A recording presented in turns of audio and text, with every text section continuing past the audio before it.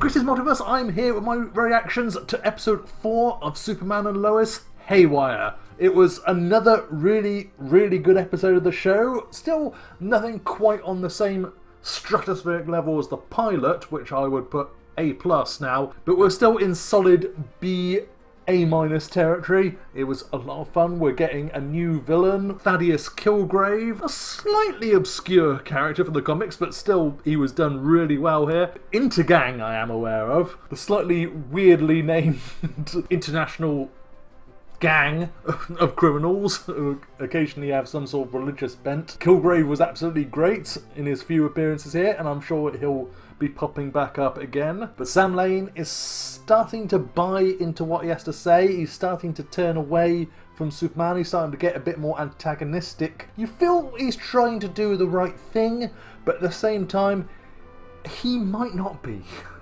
He tries to think about the big picture at the expense of other people. There's at least one fantastic action scene regarding Superman and Killgrave when Killgrave attacks him with a sonic weapon. Superman gets out of it fairly easily, but notice he had to hurt civilians to get out of it. That's what Superman was trying to avoid. That's why he didn't just get out immediately. It wasn't until Jonathan called him and insisted he come immediately that he used that measure and took out Killgrave quickly, but only at the expense of hurting nearby pedestrians. Yes, take out this guy, but do so with possibility of casualties. That was really good. The less Superman moments this particular episode, they're coming down a little bit. We're starting to address the consequences of him not being in Metropolis all the time. I mean, Supergirl alone made that very clear that Superman did not want to be away from Metropolis for very long. That's why he wasn't in Supergirl all the time. Criminals have started noticing what's going to happen when someone like Metallo shows up. But I'm glad that they're dealing with those sort of consequences, and they're sort of getting into it a little bit. Superman moving back to Smallville and not being able to deal with every emergency, and if Sam Lane,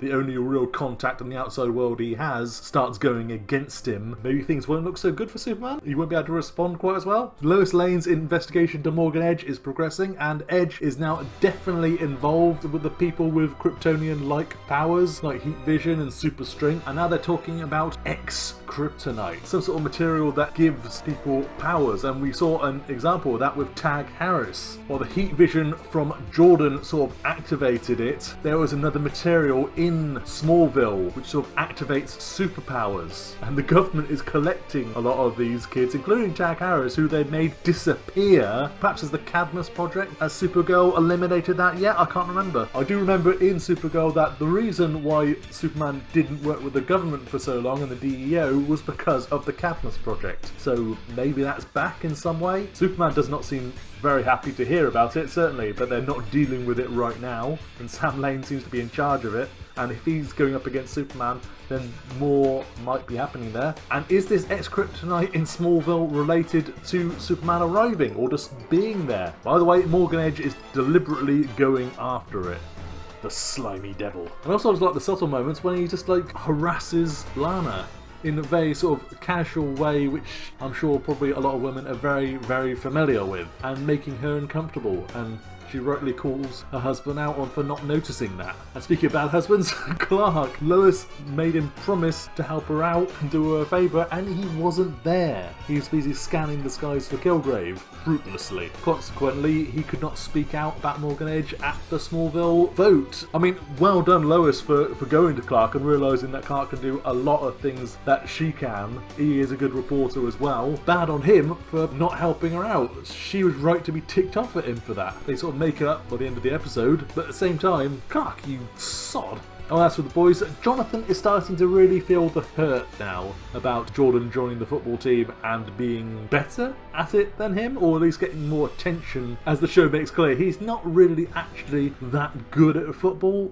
He just is a little bit stronger and can run, because he still can't catch a ball. And I quite like that. In general, I like everything that's going on. We're getting some idea of the characters. The characters are really beginning to sort of come into their own. I want to know what happened to Tag Harris. I want to know what Luther's been doing all this time. And I still want to know where Supergirl is in all this. They keep on treating this world like she's not here, she's not around. Do they know something about Supergirl's ending that we don't? Because it's the final season, and this is the last episode of the Superman and Lois for 2 months. I know it's pandemic related, so I can't complain too much, but still, that is really annoying. I mean, Supergirl's final season is going to be fun. It's not going to be this, and we've just started with this. It's really annoying to me, but I understand. I'm very understanding. 2 month wait to carry on the Superman show that I've been really enjoying. After just 4 episodes. New COVID.